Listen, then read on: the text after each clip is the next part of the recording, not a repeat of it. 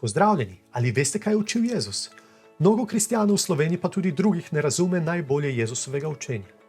Poglejmo si danes še eno izjemno globoko Jezusovo izjavo.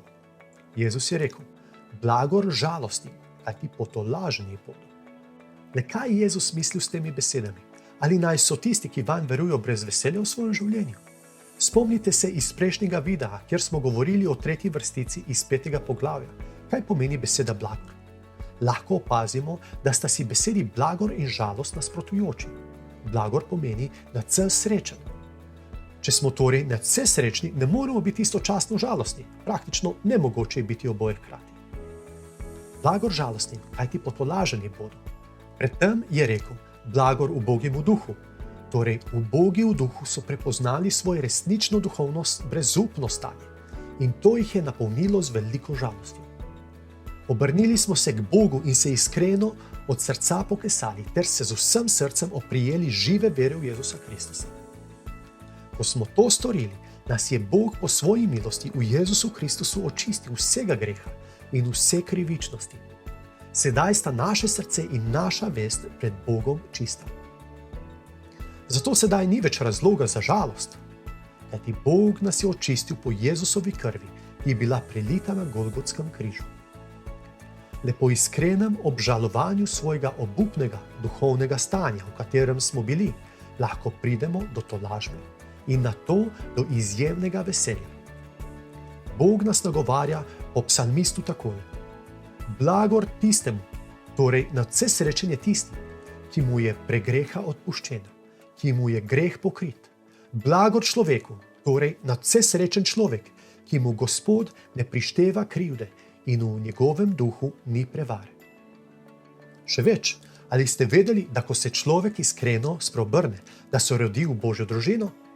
Zato Jezus govori v Evangeliju po Janezu v 3. poglavju, da se moramo na novo roditi oziroma roditi od zgoraj, iz nebes, če hočemo vstopiti v Božje kraljestvo. Moramo se duhovno roditi in ko se rodimo, se vedno rodimo v družino. In to je enostavnejše, kot si lahko mislimo. Ti, ki veruješ, ali si se kdaj v življenju iskreno spreobrnil? Če se nisi, mogoče je sedaj pravi trenutek. Dovoli, da ti pomagam pri tem koraku. Vodite bom v molitvi, ti pa z iskrenim srcem ponavljaj na glas za mano te besede. Gospod Bog, moj stvarnik, iskreno mi je žal za vse napačne stvari, ki sem jih počel v svojem življenju. Verujem, da je Jezus Kristus umrl zame in za vse moje grehe na križu in da je vstal od mrtvih na tretji dan. Prosim te, daj mi novo srce in novega duha. Želim biti del tvoje družine in hoditi po tvoji poti. V imenu Jezusa Kristusa, mojega Gospoda, odrešenika, brata in prijatelja. Amen. Če si bil iskren v teh besedah, mi verjemi, da se je zgodilo nekaj nadnaravnega. Ta trenutek je v nebesih izjemno veselje nad tabo, kajti prijel si večno življenje. Prav v tem trenutku se vsi angeli v nebesih veselijo zaradi tebe. O tem govori tudi Jezus v Evangeliju po Luku v 15. poglavju. Ko sem se leta 2003 spreobrnil in se krstil v vodi, sem mislil, da je bil to čisto navaden dan. Nič posebnega nisem čutil, a kasneje sem opazil, kako je bil ta trenutek povsem nadnaraven. Po tistem dnevu je postalo vse drugače. Moje življenje se je drastično spremenilo. Tedaj nisem vedel, kaj se je zgodilo z mano, a sedaj vem, da se je moj duh na novo rodil oziroma rodil od zgoraj iz nebes. Moje srce je postalo drugačno. Moje želje so se povsem spremenile. Živi Bog, stvarnik nebes in zemlje, je prišel v moje življenje.